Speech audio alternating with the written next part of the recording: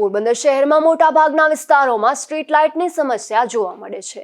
Street લાઇટની સમસ્યા એટલી હદે વકરી રહી છે કે ખુદ પાલિકાના પૂર્વ સદસ્યોને પણ મહાનગરપાલિકાને લેખિત રજૂઆત કરવી પડે છે. તેમ છતાં દિવસો સુધી આ સમસ્યાનો નિકાલ આવતો નથી.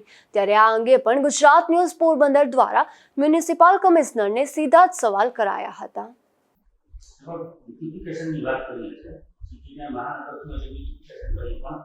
પોરબંદરમાં લગભગ 60% વધારે વિસ્તારો સુધી ટ્રાફિક સુવિધાઓ મુખ્યમાં દ્વારકા પોલીસ સોસાયટી છે, જ્યાં લગભગ 500 કરતા વધારે મકાન અને એનાથી આગળ 100-200 મકાનો વાળી અનેક સોસાયટીઓ.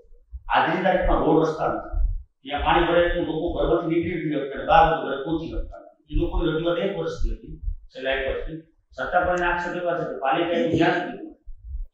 આમાં જે હું વાત કરું સ્પેસિફિક તો આપણે 5.5 કરોડની ગ્રાન્ટ હતી એ સ્પેશિયલ રીસર્ફેસ માટેની હતી, એટલે આપણે રીસર્ફેસની કામગીરી એમાં કરેલી છે.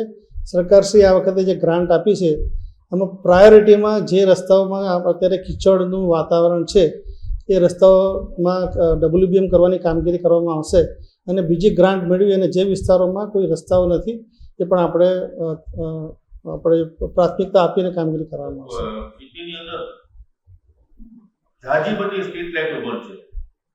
નવા વિસ્તારમાં આપણે નથી જોયા, પણ જે સિટીની અંદર અનેક સ્ટ્રીટ લાઇટો બંધ છે અને ઘણા દિવસોથી બંધ છે.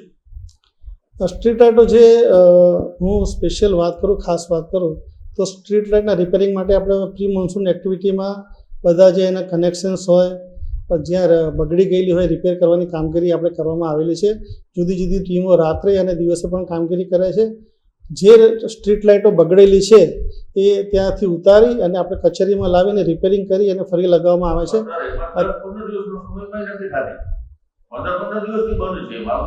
એટલે આપણે એને પ્રાથમિકતા આપી અને આપણે કામગીરી કરવામાં આવે છે.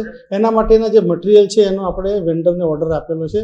વેન્ડર પાસેથી આપણને જે સામગ્રી મળે તાત્કાલિક રિપેરિંગ કરવામાં આવશે. વોર્ડ નંબર 13 ની આપણે વ્યક્તિગત વોર્ડ નંબર 13 પર વાત કરું છે, ત્યાં એ વાડી વિસ્તારનો એરિયો કહેવાય છે.